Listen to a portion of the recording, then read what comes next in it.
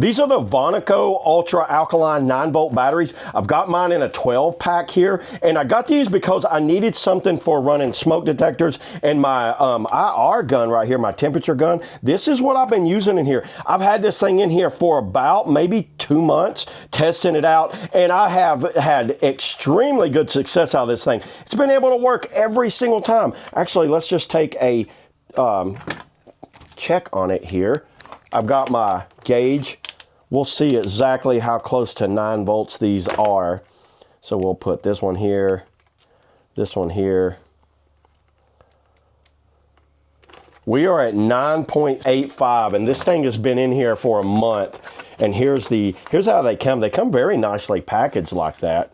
What is this one? How much have I lost? Have I lost anything on these? Yeah, I've only lost check this out, everybody. So after that's been in there for about a month, I've only lost 0.2, which is 0.02. They come out of the box at 9.87 volts. This one's been using my temperature gauge that entire time, and I'm only at 9.84, 9.85.